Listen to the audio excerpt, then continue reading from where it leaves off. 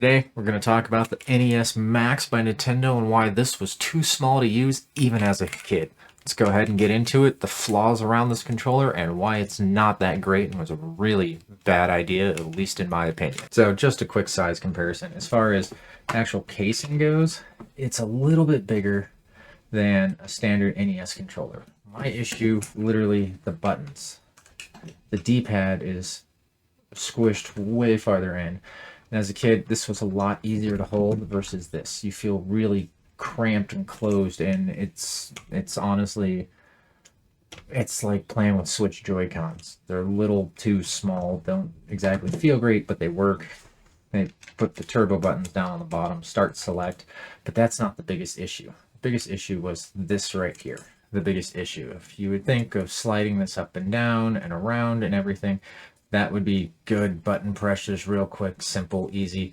That's not the fact. You actually still have to slide it over and push down. There's still a physical button, so you could literally just slide your finger around the outside. You don't need this whole thing in the middle, and it's kind of slide it over, and there's times you'll slide it, and you still have to push down on top to actually get it to engage. And that was, I think, one of the biggest downfalls. I think their whole process was is you just hold it in the middle and you naturally slide over, but you have to apply quite a bit of downward pressure to get that to push down versus this. This you're already kind of set and in tune of pushing down. This doesn't take a whole lot of pressure to push these buttons down, and it feels good.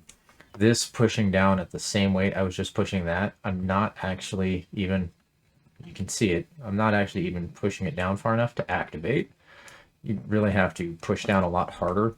So it was a great idea for the time and everything, of just being like quick and slide and everything like that, of going back and forth and that, but it's just, and the thing doesn't even recenter itself. Not that I think that's a big deal, but if it's over to the right and you go to try to like catch on this side, you can still just hit it with your thumb. So the whole D-pad design of this is just useless and pointless in my opinion. I mean, it slides nice and everything. It's fairly kind of easy to use, but it's just, it's too small. It was too small when I was a kid, and it's definitely way too small now that I'm an adult. And these little nubs on the back that you're supposed to wrap your fingers around to kind of help hold it, they're really uncomfortable. They're very tall. They're super rounded, and they just feel odd in your hands.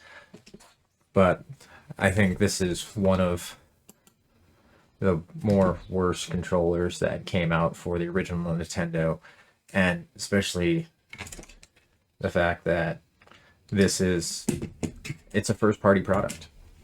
This isn't made by another company or anything. This was made by Nintendo. Anyways, that's the NES Max controller made by Nintendo. I think it is actually one of the worst controllers made for the Nintendo in general. Just a little behind the NES Advantage, which was the arcade stick we had in a previous video. If you haven't seen that one, check it out. We are North Pole Retro, consoles, modifications, repairs. Check us out at northpoleretro.com, and we'll see you in the next one. Thanks for stopping in, and have a good night.